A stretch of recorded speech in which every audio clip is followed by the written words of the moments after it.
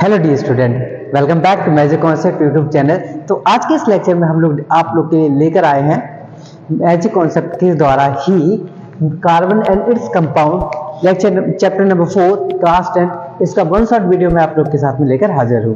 तो इस पूरे वीडियो को अगर आप लोग देख लेंगे तो आपका जो चौथा चैप्टर के जितने भी क्वेश्चंस आते हैं बोर्ड एग्जाम में, तो कोई भी बोर्ड एग्जाम क्यों ना हो आपका, ठीक है, 10th क्लास का कोई भी सीबीएसई हो या फिर आपका यूपी या फिर अदर कोई भी स्टेट अगर बोर्ड हो तो उसमें इसी से क्वेश्चन तुम्हारे आएंगे, इससे ज्यादा कहीं से कोई क्वेश्चन नहीं आएंगे। तो स्टार्ट करते हैं बिना किसी देरी के साथ में। हाँ, तब तक के लिए आप लोग चैनल को शेयर कर दीजिए जब तक मैं स्टार्ट कर रहा हूं, और आप लोग वीडियो को लाइक से सब्सक्राइब जरूर कर लिया करिए, ठीक है। तो let's start the new lecture.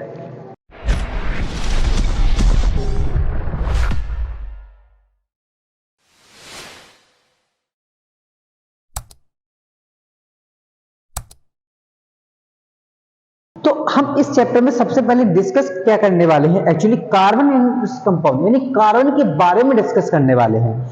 तो कार्बन के बारे में डिस्कस इतना इंपॉर्टेंट क्या है जिसके बारे में डिस्कस करते हैं। तो कहते हैं कि कार्बन की अगर मैं बात करूं तो पूरे पीरियोडिक टेबल में 118 एलिमेंट है। 118 एलिमेंट को मैं अगर दो भागों में बांट दूं तो एक तरफ रख दूं मैं 117 एलिमेंट और एक तरफ क्या रख दूं, अकेला कार्बन रख दूं। तो पता है क्या आप लोग को कि 117 पे कार्बन अकेला भारी है, क्योंकि 117 एलिमेंट की अगर मैं बात करूं तो लगभग इसके 67,000 कंपाउंड होते हैं। वहीं अगर कार्बन अकेले की मैं बात करूं, यहां पर इस कार्बन अकेले की मैं बात करूं तो समथिंग इसके क्या होते हैं, 3 मिलियन अराउंड क्या होते कंपाउंड होते हैं। यानी कि एक एलिमेंट कार्बन अकेला इसके 117 मिलकर 67,000 बना रहे केवल। वो एक अकेला कार्बन अकेला 3 मिलियन, मतलब 1 मिलियन में 10 लाख, मतलब 30 लाख कंपाउंड का फॉर्मेशन करते हैं। तो यहाँ पे दिमाग में आता है ऐसा क्यों है, कार्बन अकेला इतने सारे कंपाउंड को फॉर्मेशन कैसे करता। क्वेश्चन भी पूछा जाता है कि कार्बन इतने सारे कंपाउंड को, carbon has the large number of compound, that's why, give any two reason, मतलब कार्बन में कितने सारे कंपाउंड क्यों हैं, उसके कोई दो कारण हमें स्पष्ट कीजिए। ऐसे करके भी क्वेश्चन पूछ लेता है। तो हम लोग थोड़ा समझते, बेसिक जानकारी थोड़े से लेते हैं 1 मिनट के लिए, कि आसपास आप लोग जितनी चीजें देख पा रहे हैं वो मोस्टली कार्बन की ही तो है। मोस्टली कार्बन की 90% सब्जेक्ट कार्बन की होती है। मैं कपड़े पहने हूं, कार्बन है, बोर्ड कार्बन है, मार्कर कार्बन है, ठीक है। अराउंड आसपास जो चीज देख पा रहे हैं, मोबाइल मेरा कान है, माइक मेरा कार्बन है। मोस्टली चीजें जो हम लोग देख पा रहे हैं वो मोस्टली चीजें क्या होती, कार्बन की होती। लेकिन फिर भी हमारा कार्बन की अगर हम लोग बात करते हैं तो टोटल लगभग देखा जाए तो 0.06% ही कार्बन पाया जाता है in the earth, in the पूरे, अगर हम बात करें एनवायरमेंट की, अगर तुम बात करें, जिसमें से 0.03% क्या होता है अगर देखा जाए तो अर्थ क्रस्ट से निकलता है, यानी कि जमीन से निकलता है 0.02%। और 0.03% की अगर बात करते हैं तो वो हमारे एटमॉस्फेयर में, जैसे कार्बन डाइऑक्साइड हो गया, क्लोरोफ्लोरोकार्बन हो गई, कार्बन मोनोऑक्साइड हो गया, मीथेन हो गई, इसी प्रकार की जो सारी गैसेस होती हैं वो सारी मिलकर हम बात करें तो 0.03% पाया जाता है। इतना ज्यादा होने के बावजूद भी, इतने सारे कंपाउंड होने के बावजूद भी कार्बन कोई खास ज्यादा नहीं है, 0.06% के अराउंड ही हमारी पृथ्वी पर अगर देखा जाए तो। लेकिन उसके जो इतने सारे कंपाउंड क्यों है, इतने सारे कंपाउंड, तो इसकी पहली पॉइंट है, इसका पहला आंसर होता है, पहला रीजन है, कार्बन की बैलेंसी कितनी होती है, 4 होती है। कार्बन की बैलेंसी यानी संयोजकता कितनी होती है, 4 होती है। Carbon is the tetravalent compound, कितना होता है, इसकी बैलेंसी कितनी होती है, 4। तो पहला कारण क्या इसका अगर क्वेश्चन आए तो कार्बन की बैलेंसी कितनी होती है, 4 बैलेंसी होने की वजह से टेट्रा बैलेंस, जिसे क्या कहते हैं, 4 संयोजकता, यानी टेट्रा बैलेंट, क्या कहते हैं, टेट्रा बैलेंट कहते हैं। दूसरी बात कहते हैं इसमें कैटेनेशन का गुण पाया जाता है। कैटेनेशन गुण का मतलब होता है carbon has unique probability to catenation, यानी कार्बन के पास एक विशेष गुण होता है जिसे कैटेनेशन कहते हैं। और इसका मतलब होता है कार्बन कार्बन के साथ जुड़ के एक लंबी चेन का क्या कर लेता है, निर्माण कर लेता है। और लंबी चेन निर्माण करने की वजह से कार्बन के इतने सारे कंपाउंड होते हैं। तीसरी बात की अगर हम लोग बात करते हैं, थर्ड पॉइंट की अगर बात करें तो कार्बन के जो बीच का बॉन्ड बना हुआ ना, अगर इसको बॉन्ड को तोड़ के हम अलग करना चाहें तो इसके लिए हमें हाई बॉन्ड एंथैल्पी, यानी कि इसकी जो बॉन्ड एंथैल्पी होती है ना वो बहुत ज्यादा होती है। बॉन्ड एनर्जी क्या होती है, ज्यादा होने की वजह से इसके कितने सारे कंपाउंड होते हैं। तो क्या कहेंगे, high bond enthalpy, high bond enthalpy. High bond, यानी बंद ऊर्जा का मान क्या होता है, उच्च होने के कारण क्या होते हैं, कार्बन इतने सारे कंपाउंड पाए जाते हैं। इन्हीं को पॉइंट को क्या कहते हैं हम लोग, वर्सेटाइल नेचर ऑफ कार्बन, यानी कार्बन के जो गुण होते हैं यही क्या करते हैं, हमारे रिप्रेजेंट करते हैं। तो हमें इससे ये पता पड़ गया कार्बन की जो इतने 3.5 मिलियन मतलब 30 लाख जो कंपाउंड होते हैं वो किसकी वजह से होते हैं, इन तीनों की वजह से होते हैं। यहां पे बात आता है कि कार्बन 4 बॉन्ड बनाता है, तो क्या 4 बॉन्ड किस प्रकार से बनाता होगा। तो यहाँ पे कार्बन की हम बात करते हैं तो कार्बन का एटॉमिक नंबर की अगर बात करें, किसकी, कार्बन के एटॉमिक नंबर की बात करते हैं तो वो कितना होता है 6, यानी कि परमाणु क्रमांक कार्बन का कितना होता है 6 होता है। अगर हम इसका इलेक्ट्रॉनिक विन्यास कॉन्फ़िगरेशन करते हैं तो कितना आएगा 2,4, यानी कि कार्बन के बाहर आउटर मोस्ट सेल में, बाहर की सेल में कितने इलेक्ट्रॉन है 4, और 4 होते हैं इसलिए क्या कहते हैं, इसकी क्या होती है संयोजकता भी कितनी होती है 4 होती है। इसी 4 संयोजकता होने की वजह से, अगर मैं कहूं इसी की 4 संयोजकता होने की वजह से ये क्या करता है, इलेक्ट्रॉन को, देखो बॉन्ड कितने प्रकार से बनते हैं एक्चुअली अगर देखा जाए, आप लोग देखोगे तो आयनिक बॉन्ड आप लोगों ने 3rd चैप्टर में पढ़ा, कोवेलेंट बॉन्ड के बारे में इस चैप्टर में पढ़ रहे हो, ठीक है पढ़ेंगे। तो एक्चुअली क्या कार्बन कहता है 4 इलेक्ट्रॉन किसी को देगा दिक्कत होगी, 4 इलेक्ट्रॉन से किसी से लेगा बॉन्ड ज्यादा, एनर्जी ज्यादा लगेगी, कहता ना ना रे बाबा ना, ऐसा नहीं करते हैं हम लोग, ऐसे काम करते हैं 4 तो मुझे दे दो या मुझसे 4 ले लो, आपस में साझेदारी कर लेते हैं, आपस में क्या करते हैं साझेदारी कर लेते हैं, क्योंकि sharing pairing is the most important thing for anyone. Sharing pairing की बात करते हैं, सबसे अच्छा तरीका है किसी के साथ में रहने का, इसलिए कहते हैं ना लड़ाई झगड़ा मत करो, शेयरिंग करो, साझेदारी करो, साथ में रहो, इसीलिए बोलते हैं उसको चीजों को, ठीक है। तो यहाँ पे कार्बन भी क्या कहता है, लड़ाई झगड़ा में विश्वास नहीं रखता है कार्बन, कार्बन कहता है तुम मुझे दो हमसे तुम दो, हम लोग शेयरिंग करेंगे और शेयरिंग करके बहुत सारे कंपाउंड का फॉर्मेशन करेंगे, तुम भी खुश हम भी खुश रहेंगे, ठीक है ना। तो इस आकार की क्या करता है कार्बन पे यहाँ पे बात करता है, यानी कि the electron the bond which is formed by the sharing of electron are known as covalent bond, यानी ऐसे बंध जो कार्बन, ऐसे बंध जो इलेक्ट्रॉन के परस्पर साझेदारी द्वारा बनते हैं उन्हें हम लोग सहसंयोजी बंध के नाम से जानते हैं। तो कार्बन भी क्या करते हैं यहाँ पे साझेदारी का काम करता है। एग्जाम्पल से हम लोग क्या करते हैं, यहाँ पर मैथीन का स्ट्रक्चर बनाते हैं, जरा किसका, मैथीन का। कभी कोई क्वेश्चन में लूज डॉट स्ट्रक्चर भी पूछता है, कहता है किसका लूज डॉट स्ट्रक्चर सही बना हुआ है, इस तरीके से क्वेश्चन भी पूछता है। तो देखो कार्बन की बात करें, मैथीन का फॉर्मूला होता है CH4, यानी कि हाइड्रोजन इसके पास कितने हैं 4, तो इसके पास हाइड्रोजन ही है ऑलरेडी, तो 1 2 3 4। अगर मैं कार्बन हाइड्रोजन की बात करूं तो हाइड्रोजन की बाहरी कक्षा में एक ही इलेक्ट्रॉन पाया जाता है, और कार्बन के आउटर मोस्ट में 4 इलेक्ट्रॉन है। कार्बन को कितने इलेक्ट्रॉन की जरूरत है, बाहर आउटर मोस्ट में 8 करने के लिए 4, हाइड्रोजन की कितनी जरूरत है 1 इलेक्ट्रॉन की, तो एक हाइड्रोजन क्या करता है, एक इलेक्ट्रॉन क्या करता है ये मांग लेता है, इस प्रकार से कुछ। अब इस कंडीशन में क्या होगा, हर एक हाइड्रोजन के पास कितने इलेक्ट्रॉन हो गए देखा जाए तो हर एक हाइड्रोजन के पास 2-2 इलेक्ट्रॉन हो गए। वहीं में अगर मैं कार्बन की बात करूं तो हर कार्बन के पास अभी कितने इलेक्ट्रॉन थे 4, एक ही कार्बन के पास इलेक्ट्रॉन कितने थे 4, लेकिन उसे कितने चाहिए 4 और चाहिए, तो वो कुछ इस प्रकार से क्या करता है हाइड्रोजन से भी बॉन्ड को अरेंजमेंट कर लेता है, और अब कार्बन के भी कितने हो गए 2 तो 4 2 6 2 8, और इस प्रकार से कार्बन के भी 8 बॉन्ड हो गए, 8 इलेक्ट्रॉन हो गए, और वो भी क्या हो जाता है स्टेबल हो जाता है, ठीक है। इसी प्रकार में अगर ऑक्सीजन की बात करूं तो ऑक्सीजन की बात करते हैं तो ऑक्सीजन का एटॉमिक नंबर कितना होता है 6 होता है, तो इसका इलेक्ट्रॉनिक 8 होता है, तो क्या करेंगे जब इसका इलेक्ट्रॉनिक विन्यास करेंगे तो कितना आएगा आपका 2,6 आएगा, यानी ऑक्सीजन के आउटर मोस्ट में इलेक्ट्रॉन कितना होता है 6 होता है। तो O2 का स्ट्रक्चर बहुत ज्यादा बार पूछा गया है CBSE बोर्ड में भी, बोर्ड एग्जाम में, तो क्या होता है O2 को स्ट्रक्चर बनाएंगे तो ऑक्सीजन की अगर बात करेंगे तो 6 इलेक्ट्रॉन है, 2 तो 4 और 2 6, एक ऑक्सीजन और बना दिया तो 2 तो 4 और 2 6।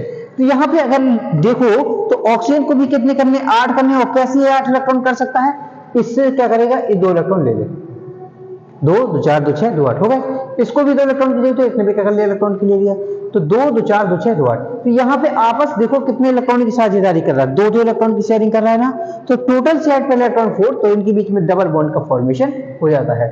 तो कहेगा कौन डबल बॉन्ड बनाता है, तो ऑक्सीजन डबल बॉन्ड बनाता है। इसी प्रकार मैं अगर नाइट्रोजन का बनाऊं आप लोग के लिए, तो नाइट्रोजन 3 इलेक्ट्रॉन की साझेदारी करता है, तो नाइट्रोजन को कुछ प्रकार से क्या होता है बॉन्ड बन जाता है N ट्रिपल बॉन्ड N। एक आता है S8 का स्ट्रक्चर किस प्रकार से बनाएंगे, कहता है सल्फर जो होता है वो 8 एटम के साथ आपस में जुड़ के बनता है, तो सल्फर का स्ट्रक्चर कैसे बनेगा, तो आप लोग बनाओ उसका स्ट्रक्चर, मैं आप लोग को बस बना के दिखा देता हूं। S S.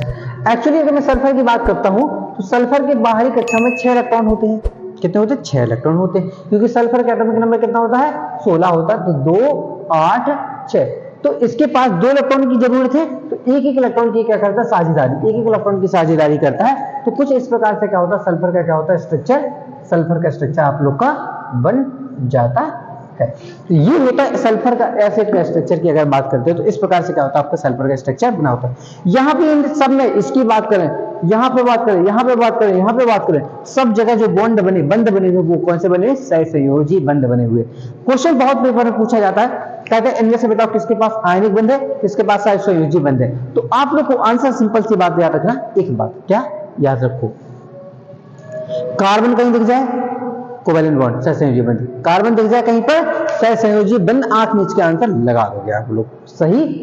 दूसरी बात, खुद के साथ जो बॉन्ड बनाते हैं, जैसे नाइट्रोजन नाइट्रोजन ने, ऑक्सीजन ऑक्सीजन ने, सल्फर ने सल्फर के साथ, जो खुद के साथ भी बंध बनाते हैं वो हमेशा कोवेलेंट बॉन्ड यानी सहसंयोजी बंध ही बनाते हैं। आप लोग इस चीज को हमेशा याद रखोगे, आपको क्वेश्चन कभी भी गलत नहीं होगा। That's my promise to you. ठीक है, इस बात को बिल्कुल याद रखें आप लोग। ठीक, इसके बाद कहते हैं कार्बन की थोड़ी सी बात और कर लेते हैं। कार्बन के 3 एलोट्रॉप्स होते हैं, क्या कहते हैं? जिसे अपर रूप कहते हैं। कार्बन के 3 अपर रूप होते हैं।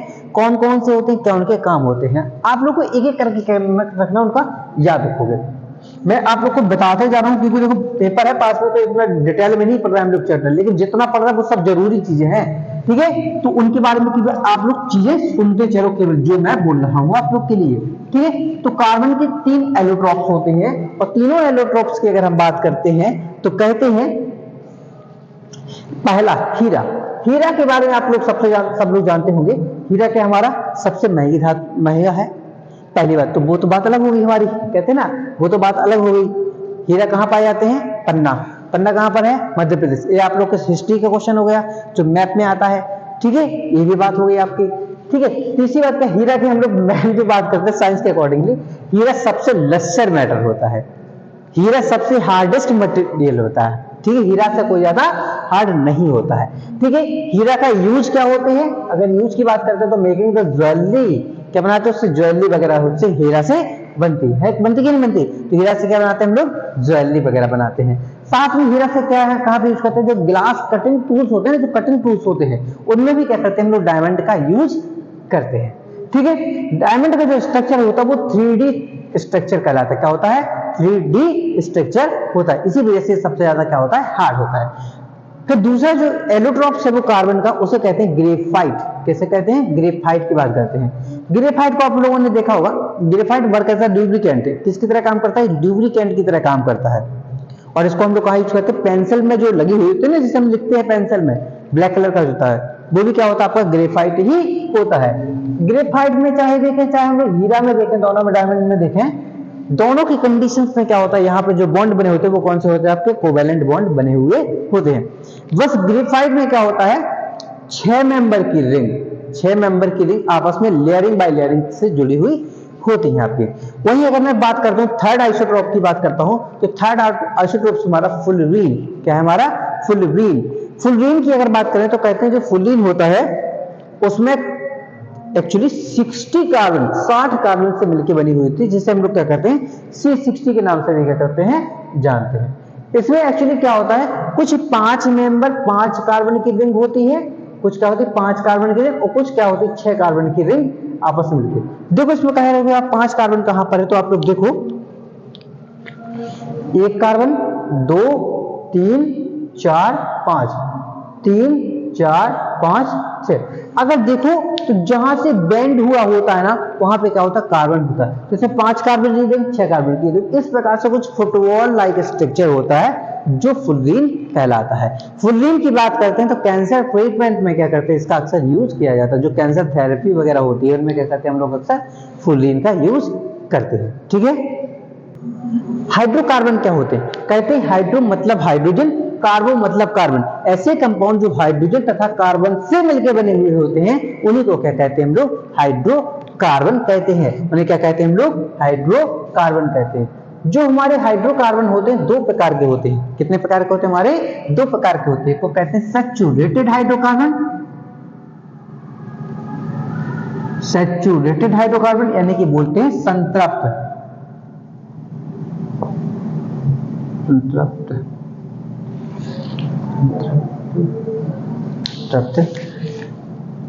कहते हैं संतृप्त हाइड्रोकार्बन, एक को कहते हैं असंतृप्त हाइड्रोकार्बन। क्या कहते हैं हम लोग?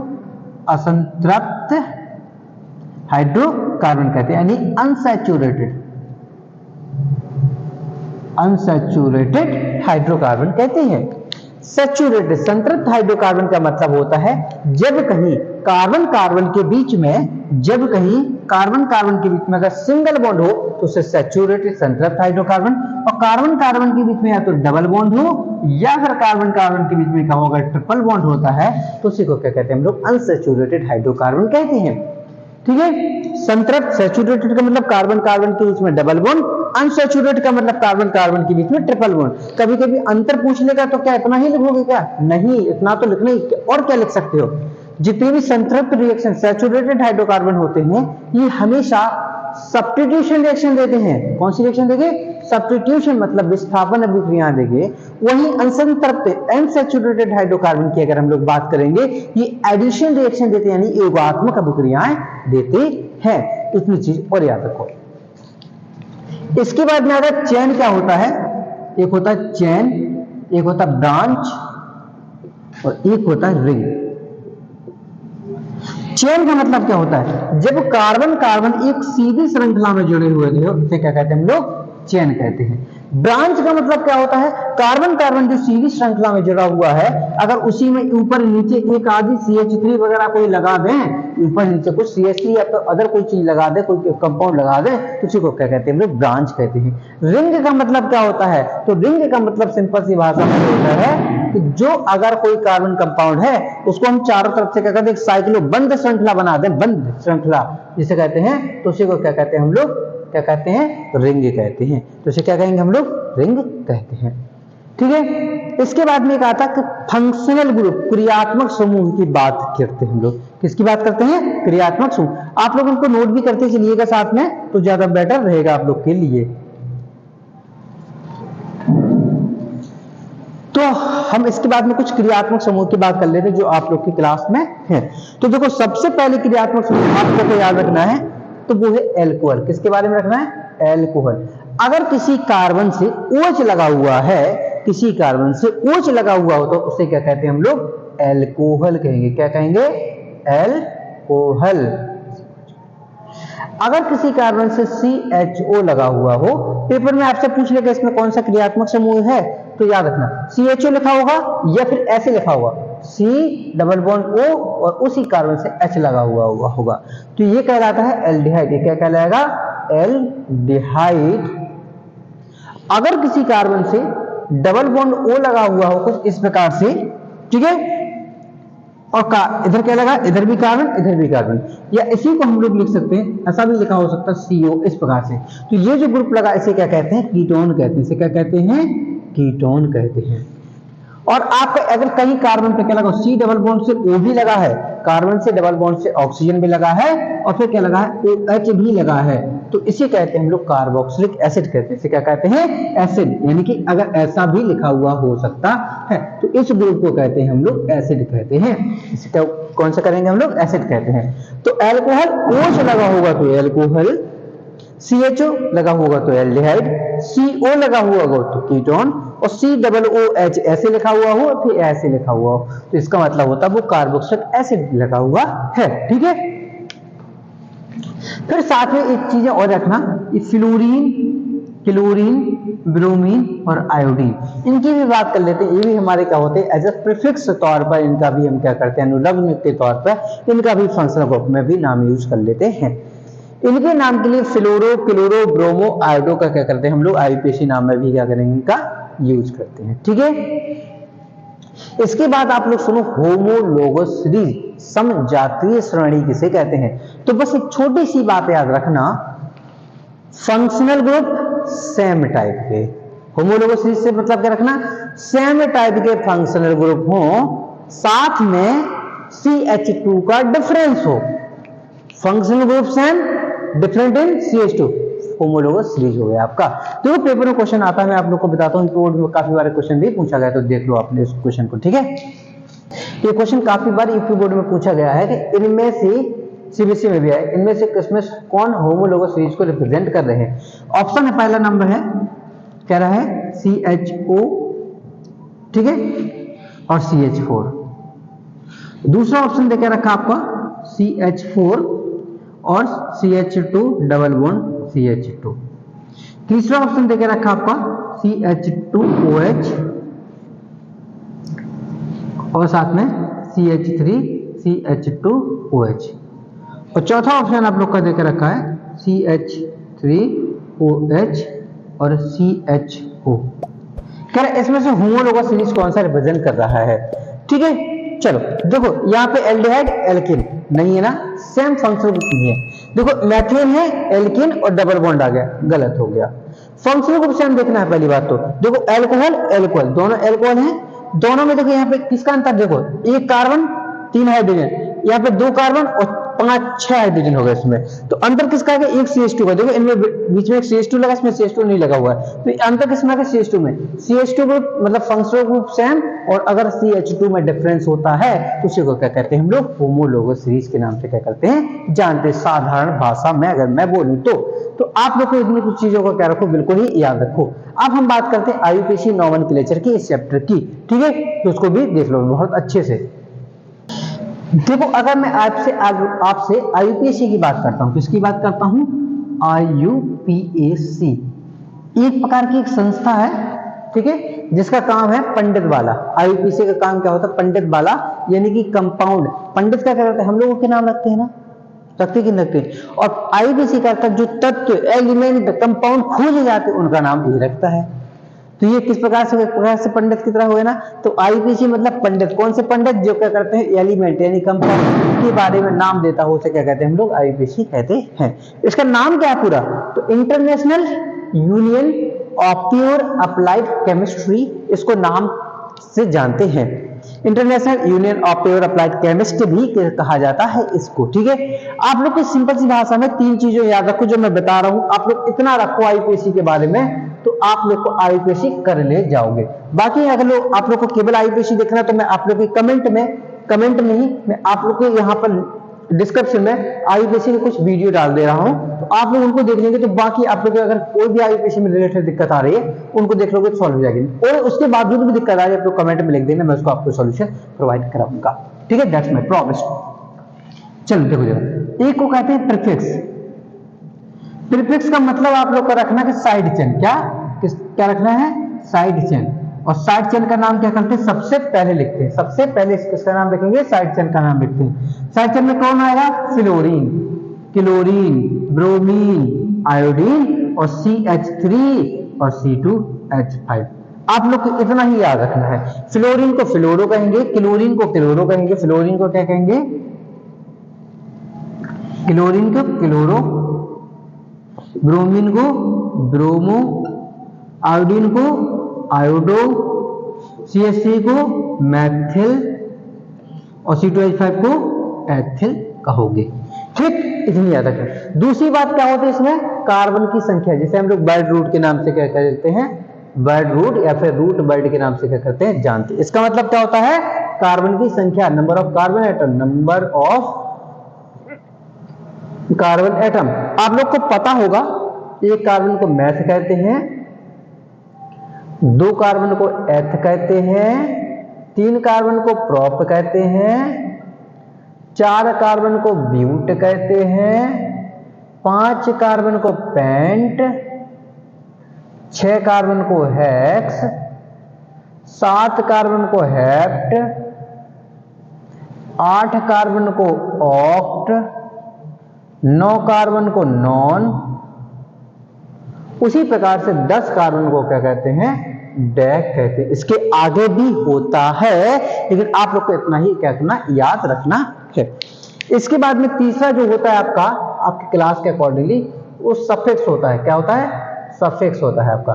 सफिक्स 2 प्रकार के होते हैं आपके, एक होता है प्राइमरी सफिक्स, प्राथमिक सफिक्स, प्राथमिक अनुलग्न कहते हैं जिसे। इसमें केवल 3 लोग होते हैं, कौन कौन? कार्बन कार्बन के बीच में सिंगल बॉन्ड होगा तो आप लोग एन यूज कर लोगे, कार्बन कार्बन के बीच में अगर डबल बॉन्ड है तो उसे आप लोग इन यूज करोगे, और कार्बन कार्बन के बीच में अगर ट्रिपल बॉन्ड आता है तो आप लोग क्या करोगे? वाइन क्या करते हैं? आयन का यूज करते हैं। वही सेकेंडरी सफिक्स में अगर हम लोग बात करते हैं, इसके सेकेंडरी सफिक्स की अगर बात करें तो इसमें भी आप लोग को क्या करना है? सेकेंडरी जो सफिक्स द्वितीयक सफिक्स होता है, जो सेकेंडरी सफिक्स होता है आपका, इसमें आप लोग को एल्कोहल के बारे में, इसके अगर कार्बन से क्या लगा है आपका? OH तो एल्कोहल कहलाता है ना, कार्बन से CHO लगा है तो एल्डिहाइड, कार्बन से CO यानी कि क्या लगा हो? कार्बन से डबल बॉन्ड से ऑक्सीजन ऐसे लगा हो तो कीटोन कहलाता है, और अगर COOH लगा है तो क्या कहलाता है आपका? कार्बोक्सिलिक एसिड समूह कहलाता है।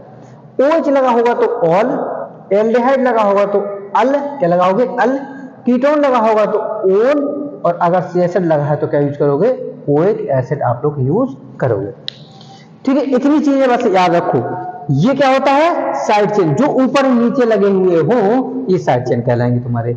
इसको क्या करना है? इनका नाम जो प्रीफिक्स साइड चेन लगे हुए हैं, इनका नाम अगर है तो सबसे पहले नंबर के साथ लिख दो कि किस नंबर पर कौन सा जुड़ा हुआ है। फिर इसके बाद ऊपर कार्बन की संख्या लिख दो, जितने उसमें कार्बन की सीधी चेन, मुख्य मेन श्रृंखला, मेन कार्बन एटम चेन जो हो उसका इसमें से ढूंढ के लिख दो। फिर सिंगल बॉन्ड लगा तो एन लगा दो, डबल बॉन्ड लगा तो इन, और ट्रिपल बॉन्ड लगा तो आयन लगा दो। OH अगर आ गया है तो ऑल, CHO आए तो अल, CHO आए तो CO आए तो कीटोन, और COOH आए तो ओइक एसिड। लेकिन अगर ये लोग आए हैं तो नंबरिंग यहीं से स्टार्ट होगी, ना कि फिर साइड चेन के अकॉर्डिंगली।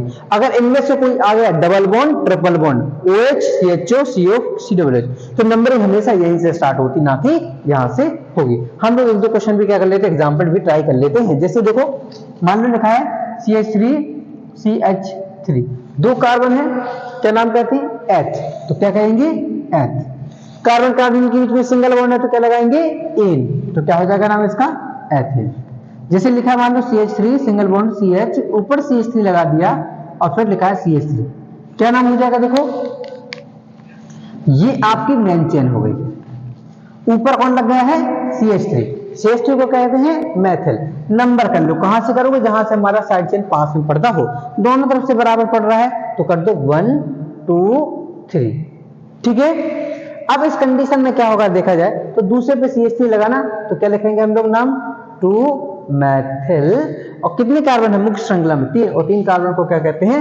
प्रो, और सिंगल बॉन्ड लगा तो क्या लगा देंगे? इन, तो नाम क्या हो जाएगा? Methyl propane. इसी प्रकार अगर बात करते हैं, अगर लिखा है मान लो CH2 double bond CH single bond CH3, मान लो इसका नाम लिखना है, तो अब की बार क्या है? देखो, डबल बॉन्ड आ गया ना, और 3 कार्बन है, 3 कार्बन को क्या कहते हैं हम लोग? प्रोप। डबल बॉन्ड पहले नंबर पर लगा देंगे तो क्या लगा देंगे? प्रोपीन। क्या हो जाएगा इसका नाम? प्रोप और इन, क्या नाम हो गया? प्रोपीन इसका नाम हो जाएगा। ठीक है, इस प्रकार से कुछ आईपीसी करते हैं। बाकी आप लोग ट्राई करिए, अगर आईपीसी का आप लोग के साथ क्वेश्चन ना बने तो आप लोग क्वेश्चन पूछ सकते हैं, कोई भी दिक्कत नहीं है, आप लोग जुड़ के पूछ सकते हैं। ठीक है,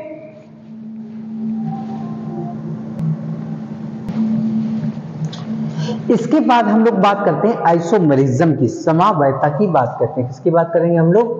आइसोमेरिज्म। आइसोमेरिज्म यानी कि बोले हिंदी में बोलते हैं समवायता। समवायता का मतलब होता है, देखो आप लोग कहोगे सर ये एनसीईआरटी में नहीं है, कभी पिछले साल का पेपर उठा के देख लेना, हर साल एक क्वेश्चन आता है सीबीएसई बोर्ड में, खास करके ईपी बोर्ड वालों भी, आप लोग अदर भी है, हमेशा इन चीज़ों से क्वेश्चन पूछे जाते हैं, तो जरूर इसको अंडर एस्टिमेट मत करना कि ये चीज़ नहीं है, तो पूछे जाते हैं, इस चीज़ को देखो जरूर। ठीक है, समवायता का मतलब होता है एक ऐसी चीज जिनका अणुस होते हैं, मॉलिक्यूलर फॉर्मूला तो सेम है लेकिन संरचनाएं भिन्न भिन्न बनती है, स्ट्रक्चर भिन्न भिन्न बनते हैं, जिनकी भौतिक और रासायनिक और यानी फिजिकल और केमिकल प्रॉपर्टी क्या होती है? डिफरेंट होती है, उसी को क्या कहते हैं हम लोग? समवायता कहते हैं। वैसे तो 2 प्रकार के होते हैं लेकिन हमें पढ़ना है एक प्रकार का, वो भी कौन सा पढ़ना? संरचनात्मक समवायता यानी कि स्ट्रक्चरल आइसोमेरिज्म।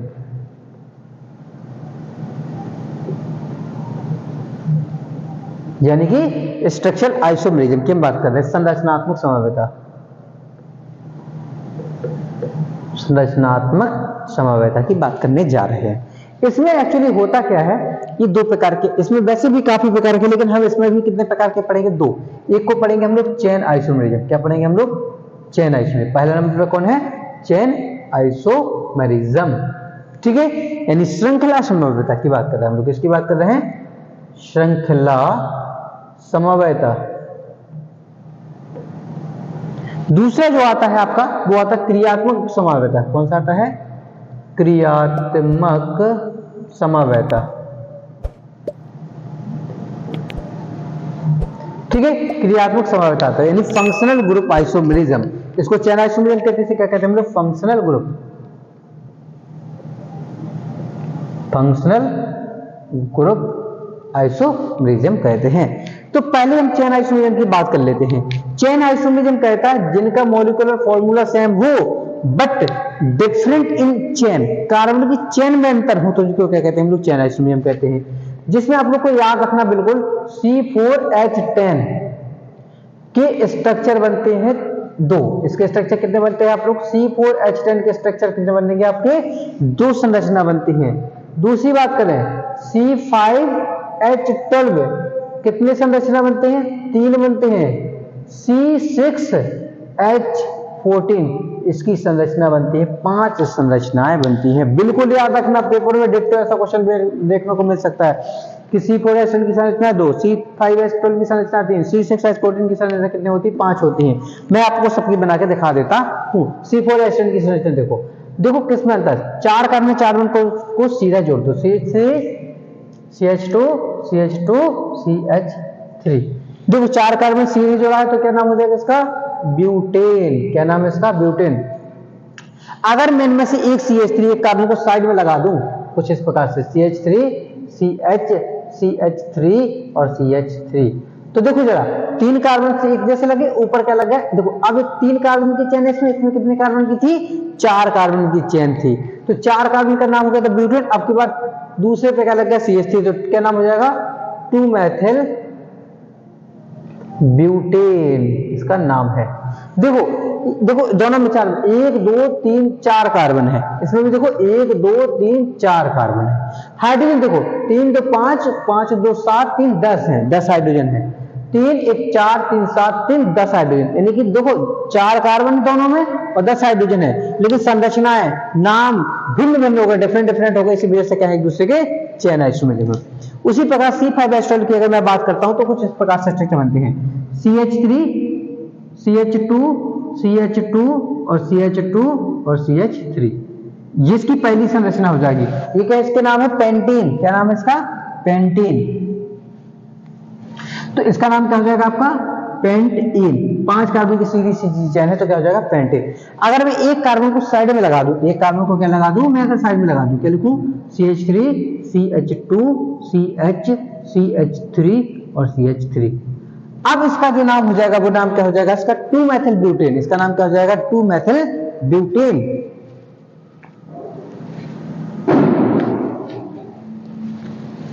ओके, तो इसका नाम देखो, नंबरिंग करोगे इधर से 1 2 3 4, तो क्या हो जाएगा? 2 मेथिल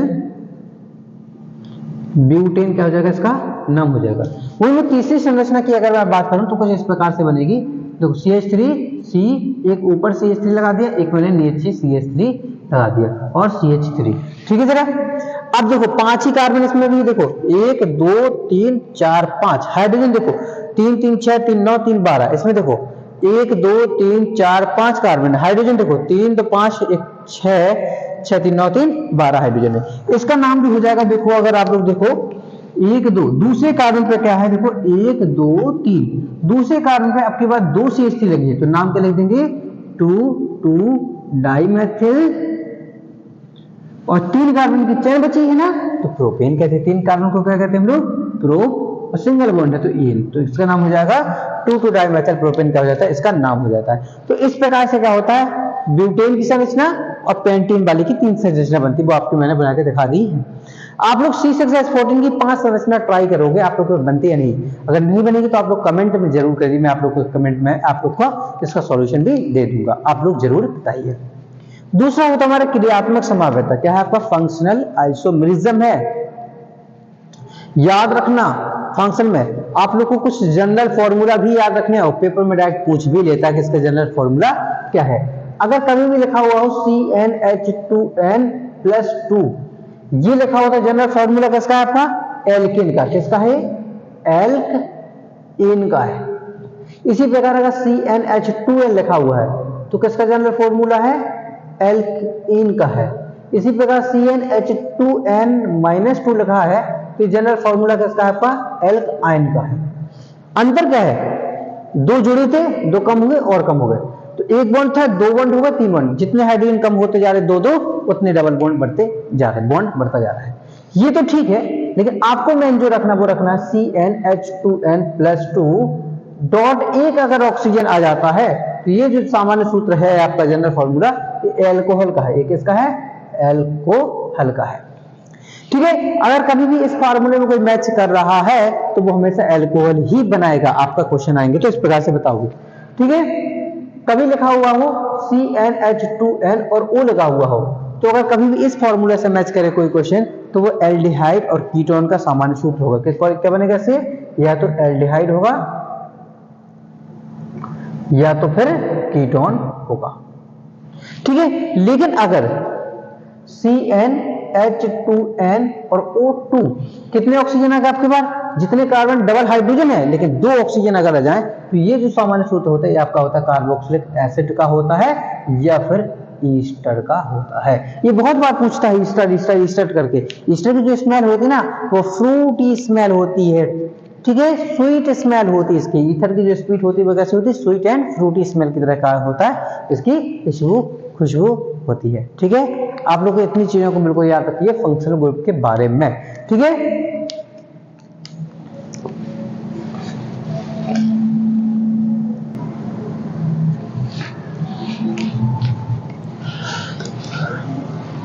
अब हम लोग पढ़ने जा रहे हैं इसके बाद में कार्बन की केमिकल प्रॉपर्टीज। कार्बन कंपाउंड की जो होती है वो केमिकल प्रॉपर्टी की बात करते हैं। तो जिसमें सबसे पहले हमें रिएक्शन पढ़नी, कंबशन रिएक्शन। कौन सी रिएक्शन पढ़नी हमें, दहन अभिक्रिया। कंबशन यानी कि दहन रिएक्शन, यानी कि दहन। और दहन का मतलब होता है जलाना, और जलाते किसके उपस्थिति में, ऑक्सीजन की उपस्थिति में जलाते कि नहीं जलाते।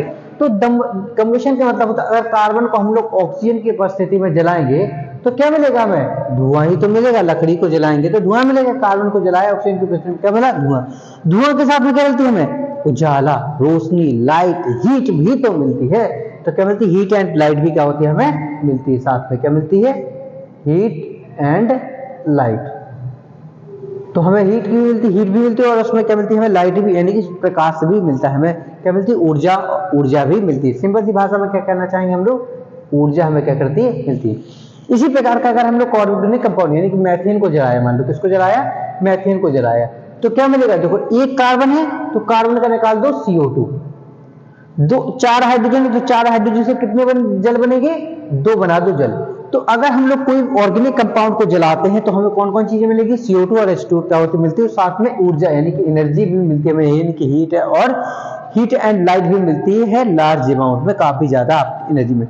तो कोई भी ऑर्गेनिक कंपाउंड को ऑक्सीजन के प्रेजेंस में जलाते हैं तो carbon dioxide and water molecule मिलता है। इसी प्रोसेस को क्या कहते हैं हम लोग, कंबशन कहते हैं, यानी कि दहन कहते हैं। तो क्या मिलेगी हमें, हीट एंड लाइट, उसमें भी मिलती है।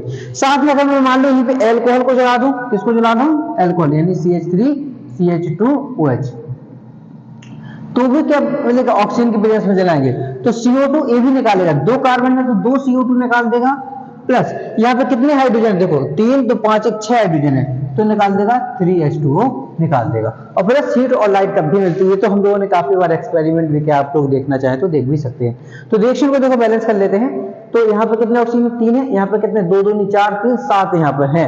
तो हमें कितने की जरूरत है, 6 की, या 3 का गुणा कर दो, 3 दूनी 6 7 ऑक्सीजन हमारी रिएक्शन क्या होगी, बैलेंस होगी। साथ में क्या निकल जाएगी, हीट और लाइट हो जाती है हमारी, निकल आती है। इसके बाद हम जो नेक्स्ट रिएक्शन पढ़ेंगे वो नेक्स्ट रिएक्शन हमारी है ऑक्सीडेशन रिएक्शन। कौन सी, ऑक्सीकरण। ये आप लोगों ने पहले चैप्टर में पढ़ा है ऑक्सीडेशन। ऑक्सीडेशन का मतलब आप लोगों ने पहले चैप्टर में क्या पढ़ा, ऑक्सीकरण का, ऑक्सीजन का जुड़ना है ना, या फिर हाइड्रोजन के निकलने की क्रिया को क्या कहते थे, हम लोग ऑक्सीकरण कहते थे। यहाँ पे आप लोग को बहुत अच्छी से याद रखना, यहाँ पे हम लोग बात करेंगे एल्किन। अगर एल्किन का ऑक्सीकरण करेंगे तो क्या मिलता है हमें, एल्कोहल मिलेगा। क्या मिलेगा हमें, एल्कोहल का फॉर्मेशन में देखने को मिलता है। लेकिन एल्कोहल का भी अगर हम लोग ऑक्सीकरण कर दें, जो हमें पढ़ना अपने सिलेबस के अकॉर्डिंग वो डायरेक्टली एल्डिहाइड एसिड मिलता है, लेकिन हम लोग यहाँ पे पढ़ लेंगे कि हमें क्या मिलता है, एल्कोहल के ऑक्सीकरण करने से क्या मिलता है, एसिड का फॉर्मेशन हमें देखने को मिल जाता है। ठीक है, बिल्कुल बात आप लोग को याद रखना है। आपके पेपर में एक चीज बहुत पूछता है कि एथेन का ऑक्सीकरण करने पर क्या प्राप्त होगा। एथेन का on oxidation of ethane what should be form. अब यहाँ पे ऑक्सीकरण कर रहे हैं तो किसी की उपस्थिति की जरूरत होगी, कोई करवाने वाला हो, उसे कहते हैं ऑक्सीकारक, कहते हैं ऑक्सीडाइजिंग एजेंट। तो हमें बस दो ही लोग याद रखना है, या तो KMnO4 को बेसिक मीडियम में, या फिर आपको K2Cr2O7 को बेसिक मीडियम यानी कि अल्कली क्षारीय माध्यम में क्या करना है, याद रखना है।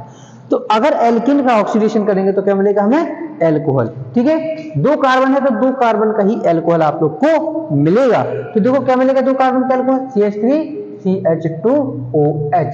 क्या मिलेगा हमें, दो कार्बन का एल्कोहल मिल गया ना। लेकिन अगर हम लोग एल्कोहल का भी ऑक्सीकरण कर दें, ये रिएक्शन बहुत पेपर में मोस्ट इंपॉर्टेंट रिएक्शन है वाली, मैं यहां अलग ही लिख देता हूं आप लोग के लिए। ठीक है, कभी कहता है एथिल एल्कोहल का ऑक्सीकरण करने पर क्या मिलेगा, या फिर लिख देगा कोई कंपाउंड है तुम्हारा C2H6O।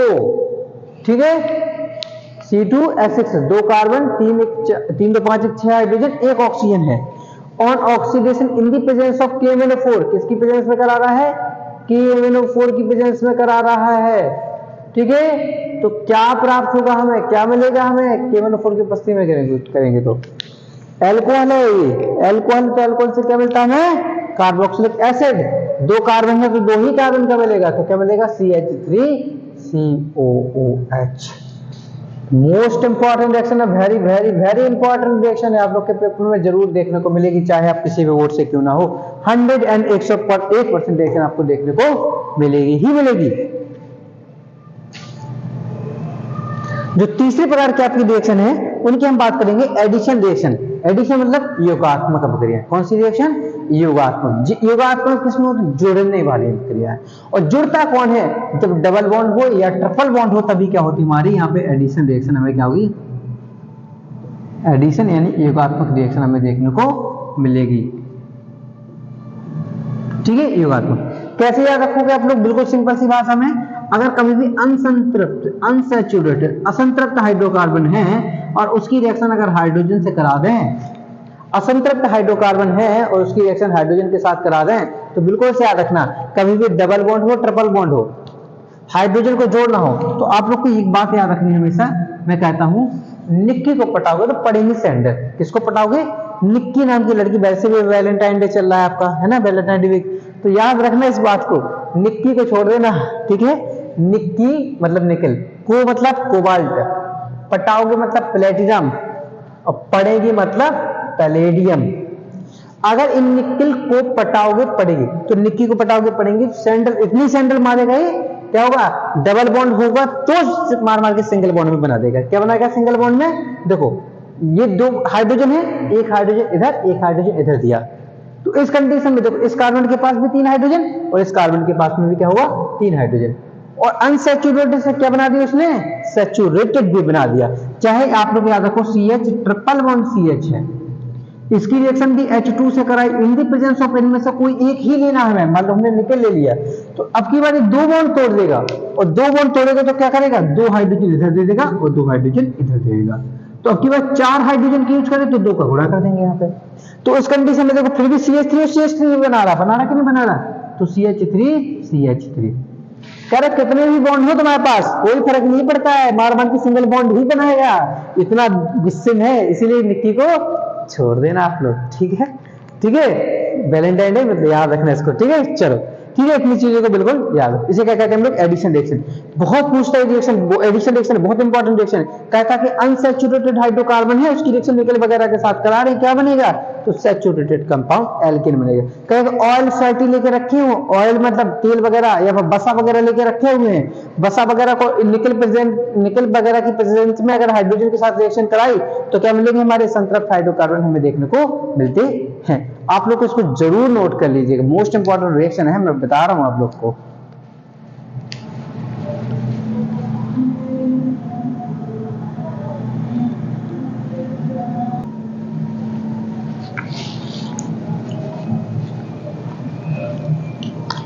इसके बाद हमें पढ़ना है यहाँ पे सब्स्टिट्यूशन रिएक्शन, विस्थापन अभिक्रिया। सब्स्टिट्यूशन होता क्या है, हम लोग जैसे क्रिकेट वगैरह पर कोई गेम खेलते हैं उसमें कहते हैं सब्स्टिट्यूट फील्डर ने कैच लिया है ना, सब्स्टिट्यूट फील्डर पर ग्राउंड में एंटर किया, मतलब क्या हुआ, किसी एक पर्टिकुलर को हटा करके दूसरा प्लेयर अगर वहां आ जाता है तो उसी को क्या कहते हैं, सब्स्टिट्यूशन कहते हैं। मतलब यहाँ पे भी क्या होगा, कोई एक एलिमेंट को हटाए और उसकी जगह पे कोई दूसरा और जुड़ जाए तो उसी को क्या कहते हैं हम लोग, सब्स्टिट्यूशन रिएक्शन कहते हैं। ठीक है, जैसे यहाँ पे देखो मैंने ले रहा हूं मैथेन, किसको ले रहा हूं मैं, मैथेन, CH4 होता है ना मैथेन, इसकी रिएक्शन में अगर मैं क्लोरीन के साथ में करा दूं, किसके साथ करा रहा हूं, क्लोरीन के साथ में, इन दी प्रेजेंस ऑफ सूर्य की उपस्थिति यानी कि सनलाइट, क्या लेते हैं, सूर्य की उपस्थिति यानी कि सनलाइट। एक्चुअली इस कंडीशन में होता क्या है, जो क्लोरीन क्या करता है, यहां से एक हाइड्रोजन को हटा देता है और उस हाइड्रोजन की जगह पे खुद जुड़ जाता है, तो देखना क्या होगा, C यहां पे देखो क्या लग गया, Cl, इस हाइड्रोजन को इसने, इस Cl ने क्या करा, यहां से इस हाइड्रोजन को क्या कर दिया, हटा दिया और उसकी जगह पे खुद लग गया और बाकी H अपने अपनी जगह पे लगे हुए हैं। तो देखो क्या होगा, CH3Cl बन गया, 4 हाइड्रोजन थे, यहाँ पे एक हाइड्रोजन हट गया, किसके साथ में हट गया, HCl, जो एक H निकला, यहाँ पे एक क्लोरीन बचा तो उसके साथ में क्या हुआ, निकल गया।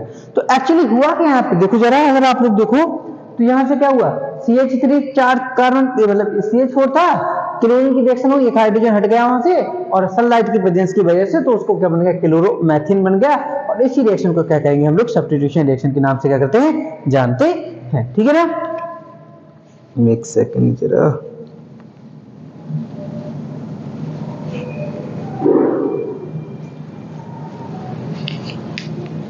ओके तो क्या कहेंगे इसे हम लोग, क्लोरोमेथिन कहते हैं और इस रिएक्शन को क्या कहते हैं हम लोग, सब्स्टिट्यूशन रिएक्शन के नाम से क्या करते हैं, जानते हैं। ठीक है ना, इतनी बात को आप लोग याद रखो। इसके बाद हम बात करते हैं कुछ प्रॉपर्टी ऑफ एथेनॉल की बात कर लेते हैं, एथेनॉल की प्रॉपर्टी की बात करते हैं। ठीक है, जरा एथेनॉल को भी देख ही लो, साथ में है। तो एथेनॉल की अगर हम लोग बात करें, किसकी बात करें, एथेनॉल की अगर बात करते हैं, क्या होता है एथेनॉल, सिंपल सी बात है, एथेनॉल यानी कि C2H5OH, इसी का नाम क्या है, एथेनॉल, क्योंकि 2 कार्बन है तो H सिंगल बॉन्ड होता है तो एन और OH का एल्कोहल लग जाता है, इसी को क्या कहते हैं हम लोग, एल्कोहल कहते हैं। एल्कोहल की अगर बात करते हैं कहाँ यूज करते हैं, मेडिसिन डिपार्टमेंट में इसका क्या होता है, बहुत ही ज्यादा यूज किया जाता है। तो अगर इसमें हमें 2 ही रिएक्शन पढ़ना है, अगर मैं बात करें हम लोग एल्कोहल की, ठीक है, इसका यूज कहाँ होता है, मेडिकल डिपार्टमेंट, मेडिसिन वगैरह में इसका यूज किया जाता है, इतनी सी बात है। ये एज ए इंडस्ट्रियल सॉल्वेंट के तरीके से भी क्या यूज किया जाता है। आप लोग से पूछ सकता है कि which of the following is the industrial solvent, कौन सा है, एथेनॉल होता है आपका इंडस्ट्रियल सॉल्वेंट के तरीके से यूज होता है, तो बिल्कुल ही याद रखें। अब क्वेश्चन यहाँ पे क्या था, इनकी हम लोग रिएक्शन कराते हैं, अगर लिखा होगा CH3CH2OH और इसकी रिएक्शन Na के साथ करा रहा है, किसके साथ रिएक्शन कर रहा है, सोडियम के साथ रिएक्शन है।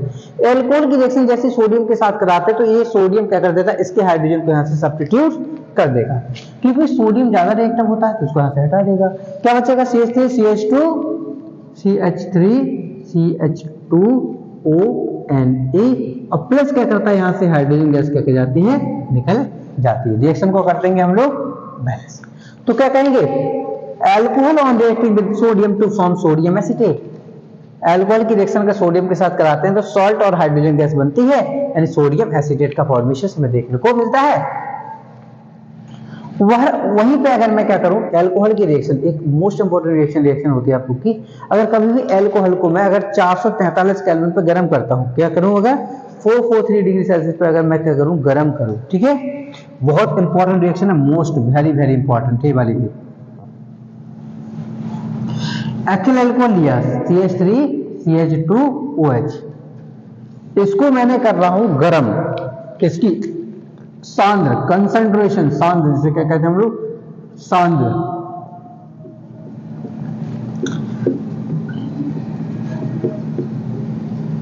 क्या कर रहा हूं मैं, 170 डिग्री सेल्सियस पर मैं कर रहा हूं गर्म, कंसंट्रेशन उपस्थिति सल्फ्यूरिक अम्ल की उपस्थिति।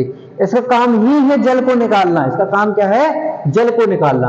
और जल कैसे बनता है, H और OH से।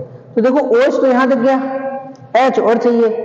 अब जब ये बॉन्ड टूटेगा तो ऑक्सीजन पर माइनस आएगा, तो कार्बन पे क्या आएगा, प्लस आएगा। H कहां से लेगा, अब इसी कार्बन से OH ले लिए, इस कार्बन से तो H लेगा नहीं, तो H किससे लेगा, बगल वाले कार्बन से। कितने हाइड्रोजन इसके पास में, 3 थे, तो 2 लिख के 1 हाइड्रोजन इसका मैंने क्या कर दिया, यहां से चुरा लिया। जब हाइड्रोजन निकलेगा तो H में तो प्लस आएगा, तो कार्बन पे क्या जाएगा, यहां से माइनस आ गया। H और OH मिलके क्या मिल गया हमें, पानी मिल गया। बचा को देखो यहाँ पे CH2 सिंगल बॉन्ड CH2। देखो यहाँ पे माइनस, यहाँ पे प्लस है, माइनस प्लस आपस में मिलकर क्या बना लेते हैं, डबल बॉन्ड बना लेते हैं। तो क्या बन गया आपका, एथीन का फॉर्मेशन हो गया। तो कभी भी अगर एल्कोहल की रिएक्शन कंसंट्रेशन NaOH के साथ कराएं, कंसंट्रेशन H2SO4 के साथ कराएं 443 केल्विन या फिर 170 डिग्री सेल्सियस की उपस्थिति में, तो हमेशा एथीन यानी कि एल्केन मिलता है। अब इस रिएक्शन में निकल कौन रहा है, साथ में जल निकल रहा है, वाटर निकल रहा है। और वाटर के निकलने को ही क्या कहते हैं हम लोग, इसके निकलने को क्या कहते हैं हम लोग, डिहाइड्रेशन यानी निर्जलीकरण।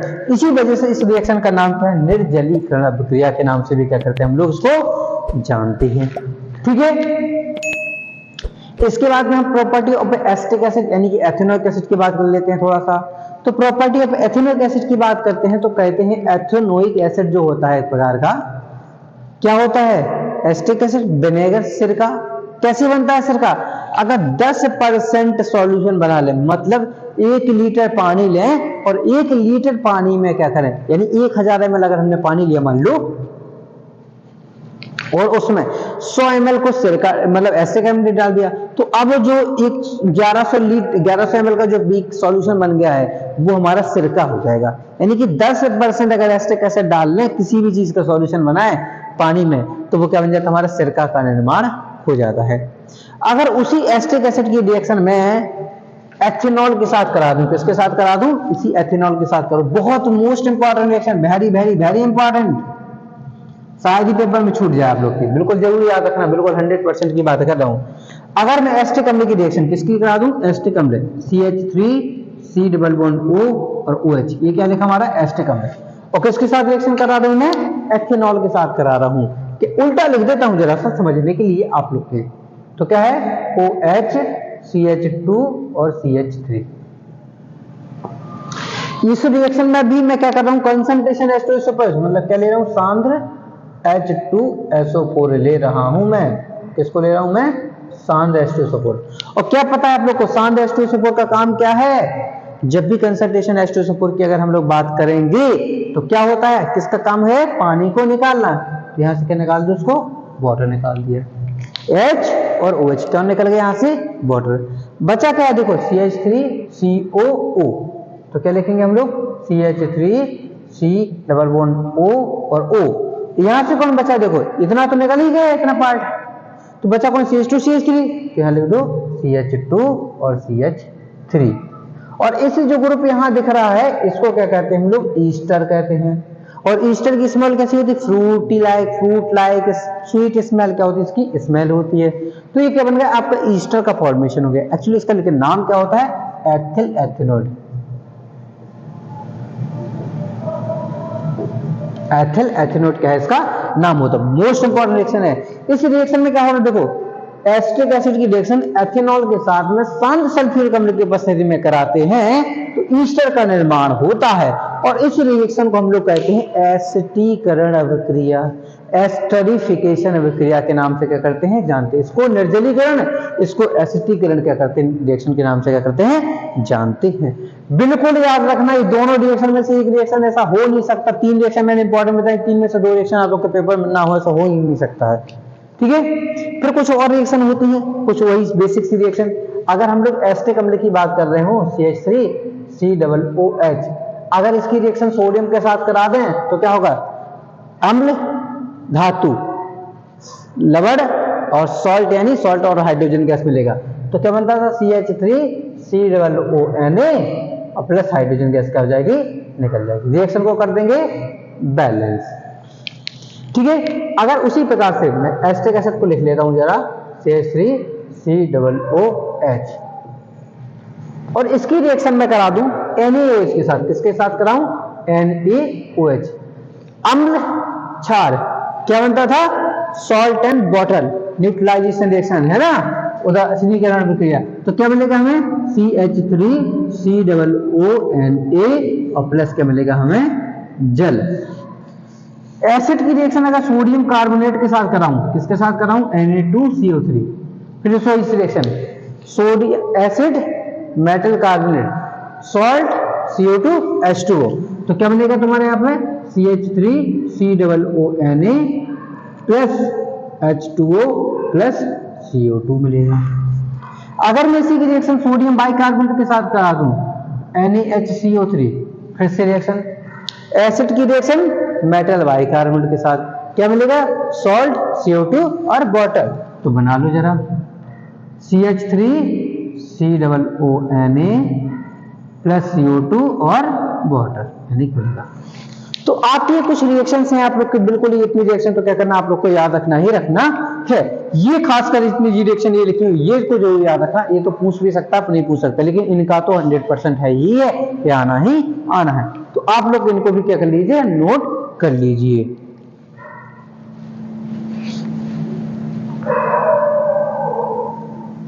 देखो इसके बाद जो हम लोग डिस्कस करने जा रहे हैं वो सोप के बारे में डिस्कस करने जा रहे हैं कि हाउ सोप किस प्रकार होता है। पानी की बात करते हैं, एक होता पानी में, अगर आप लोगों ने बात सुना होगा हार्ड वाटर और सॉफ्ट वाटर के बारे में भी सुना होगा। सॉफ्ट वाटर की सिंपल भाषा में बात करें तो हम लोग कह सकते हैं मीठा पानी, और हार्ड वाटर को सिंपल भाषा में कहना चाहेंगे तो कह सकते हैं खारा पानी को क्या कहते हैं हम लोग? हार्ड वाटर के नाम से क्या करते हैं जानते हैं। ठीक है, इतनी सी बात को क्या कर सकते हो आप लोग याद रख सकते हो। अगर मैं कहूं डिटर्जेंट की बात करता हूं, डिटर्जेंट जो होता है वो खारे पानी यानी हार्ड वाटर और सॉफ्ट वाटर दोनों में घुल जाता है, जबकि सोप जो होता है वो केवल और केवल सॉफ्ट वाटर यानी कि मीठे पानी में ही डिसॉल्व होता है। ये चीज का क्या होता है? डिफरेंट भी होता है। सॉफ्ट वाटर में अगर मैं बात करूं तो इसमें मिनरल्स की क्वांटिटी कम होती है। मैं वहीं हार्ड वाटर की बात करूं तो इसमें सॉल्ट बहुत मात्रा में पाए जाते हैं, जिसकी वजह से उसका पानी क्या हो जाता है? सॉल्टी। आप लोग का पानी सॉल्टी होता है, यानी कि उनमें नमक खारा होता है। ठीक है, अब इसी की वजह से क्या होता है? साबुन जो हम लोग डालते हैं तो साबुन का जो क्लीनिंग होता है वो क्या हो जाता है? साबुन सॉफ्ट वाटर में तो अच्छे करते हैं, बट हार्ड वाटर में क्या करते हैं? वो सॉफ्ट फट जाते हैं, ठीक, मिसल्स फॉर्मेशन नहीं कर पाते हैं, जिसकी वजह से हमारी जो क्लीनिंग होती है यानी कि जो साफ सफाई का काम होता है, जब वो कपड़े धुलने की बात करें वो अच्छे से कपड़े साफ नहीं होते हैं। तो वो किस तरीके से हमारी क्लीनिंग प्रोसेस की हम बात करते हैं तो किस प्रकार से होता है, तो देखो जरा यहाँ पर कि सबसे पहले क्या हमने मान लो यहाँ पे डिटर्जेंट लिया है और इसमें क्या है? अशुद्धि डली हुई है, एक इम्प्योरिटीज पड़ी हुई है। तो धीमे से क्या होता है? ये तुरंत ही जो सोप होता है वो अपने स्कम का फॉर्मेशन करता है, और उसके साथ में क्या करता है? उसमें दो एंड होते हैं, एक को कहते हैं हाइड्रोफोबिक एंड यानी जल विरागी, एक को कहते हैं हाइड्रोफोबिक एंड यानी जल रागी, यानी जो जल के साथ में क्या होता है? जुड़ने का काम करता है, यानी अशुद्धि को अपने साथ जोड़ने का काम करता है। धीरे धीरे क्या होता है? आप लोग देख पा रहे होंगे इस जो इम्प्योरिटी उसका साइज क्या हो रहा है? कंप्रेस हो जाता होते जा रहा है, और यहाँ पे भी क्या होगा? इसका साइज को और उसने सिकुड़ाया और पानी से क्या करी? जो उसकी इम्प्योरिटी थी उसको क्या करा? बाहर की ओर ऐसे खींचने लगा। ठीक है, तो उसकी जो इम्प्योरिटी थी उसको क्या करना? बाहर की ओर खींचेगा। फिर क्या हुआ? एक्चुअली सबसे कम जो एरिया होता है वो सरफेस एरिया की, सरफेस टेंशन की बात करते हैं तो वो सर्कुलर शेप में सबसे कम होता है, यानी कि जो इम्प्योरिटीज अशुद्धि थी इसमें वो क्या करता है कि उसको सर्कल के फॉर्म में बना के ऐसे पकड़ के ऐसा खींच लेता है, प्रकार से देखा जाए तो। ठीक है, तो उसको सर्कल के शेप में लिया, और जो उसकी इम्प्योरिटी थी, अशुद्धि थी, जो उसमें धूल मिट्टी ऑयल के कण थे, उनको क्या कर लेता है? इस प्रकार से ऑब्जर्व करके क्या कर देता है? उनको बाहर निकाल देता है कुछ इस प्रकार से। तो यहाँ पे जो ऑयल एंड डस्ट पार्टिकल होते हैं वो एब्जॉर्ब हो जाते हैं। यहाँ पे क्या होते हैं? हमारे साबुन के जो पार्टिकल्स होते हैं, यानी एक्चुअली साबुन का जो फॉर्मूला होता है वो वैसे देखा जाए तो C17H35COONA, ये क्या होता है? हमारा सोप यानी साबुन का फार्मूला होता है। तो जो ये हमारा C17H35COONA होता है, ये हमारा कौन सा पार्ट होता है? हाइड्रोफोबिक एंड होता है, और Na+ होता है, ये वाला जो पार्ट देख पा रहे हैं आपका, ये कौन सा पार्ट है? Na+ होता है। ठीक है, तो इस प्रकार से हमारी cleaning process of the soap होती है। अगर आप में सोप या सोपिफिकेशन या मिसल्स फॉर्मेशन आए तो आप लोग पांचों डायग्राम बनाने, आपको 6 डायग्राम बना देना और जो थ्योरी थोड़ी सी लिख देनी है, तो आप लोग के पूरे नंबर मिल जाएंगे। थ्योरी में क्या लिखोगे आप लोग? मोस्टली क्या लिखोगे?